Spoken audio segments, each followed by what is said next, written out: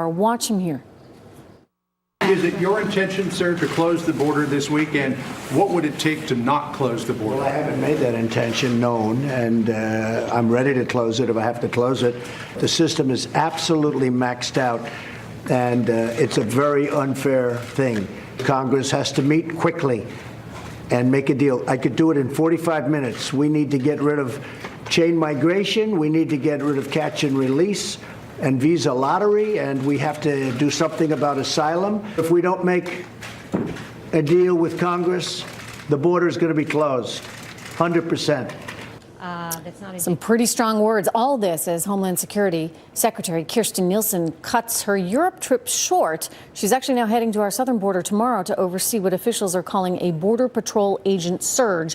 Joining me right now, Turning Point USA founder Charlie Kirk. Charlie, good to see you. I mean, you've got what the president and this administration are calling a real crisis, and yet the Democrats are still saying that it's somehow made up, it's fictional. Walk me through what this, quote, crisis really is and why it's now seen as such a humanitarian disaster.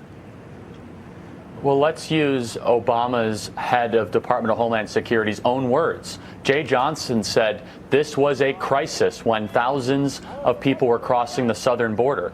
And we have even more people crossing the southern border today. 4,000 people crossed in one day, according to Department of Homeland Security, and the White House said today. It's extraordinary. And look, from my own personal opinion, I couldn't care less about the price of avocados increasing. I care about the safety of Americans. And there's something that's wrong here when Mexico is not doing everything they possibly can to prevent these migrants and these individuals from crossing the southern border into our country. And you could even point to the amount of drugs that flows across the southern border. Over 90% of the fentanyl and the opioids in America come across the southern border. The unregulated guns, the child sex trafficking, which is just so horrific when you think about it, that goes without anything stopping it. I had the opportunity to visit the southern border, and I could tell you, from what I was told, 95% of Border Patrol agents support building the wall. It's extraordinary. Why is Congress getting in the way of giving the Border Patrol agents what they need, which would keep our country safe? Politics, right? I mean, unfortunately, that's what it comes down to. And this is something that the president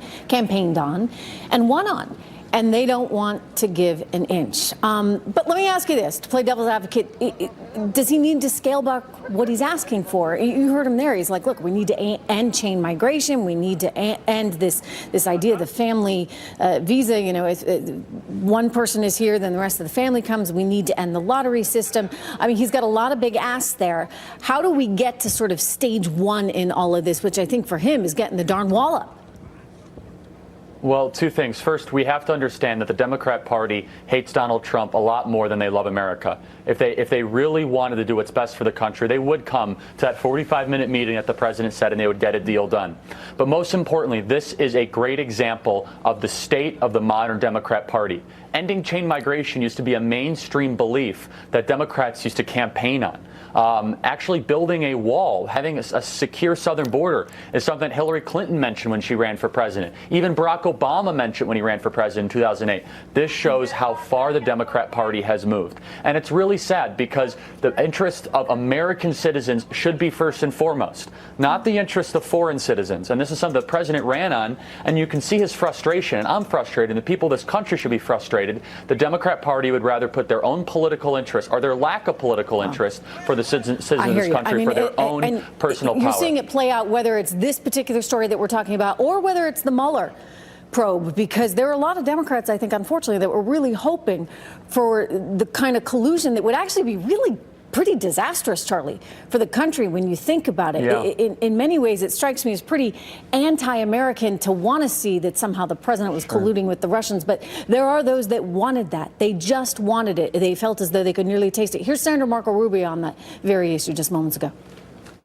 They put all their faith in an investigation that they were confident was going to prove they were right, and it didn't happen. And so now they're having kind of a public temper tantrum. In essence, we don't like what the investigation found, so turn over everything that you did to us so we can comb through it and pull out any little nugget that we can then amplify and turn and twist.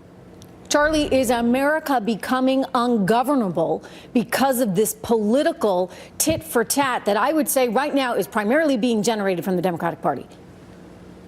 Well, I sure hope not. I mean, I will say it is such a sad day in America when a whole political party is upset the day after a president is found out not to be bought by a foreign country. There's something wrong with that. If you are cheering and expecting and wanting an opposition political figure in your home country to be bought by another country, that means that you care much more about politics than the people of America. That means you care much more about power than actually what's best for your citizens of the country. And so, look, is it becoming ungovernable? I hope not. I don't think we're that far, but it sure is difficult to get anything meaningful done, isn't it? Because an immigration deal should be easy to strike. It should be. Because the people of this country are getting harmed by the porous southern border, by the drugs, by the guns, by the sex trafficking, and by the unregulated amount of people that are coming in this country, and becomes unmanageable and creates future crises in perpetuity. So, look, we have to understand that the president is doing everything he can to solve the problem. We have to have his back in Charlie, that regard. it's good to see you. Thank you very much. All right. Coming up next, my intel on just how dangerous, how irresponsible, and absolutely outrageous the whole Democrats' collusion delusion theory has truly become. I am back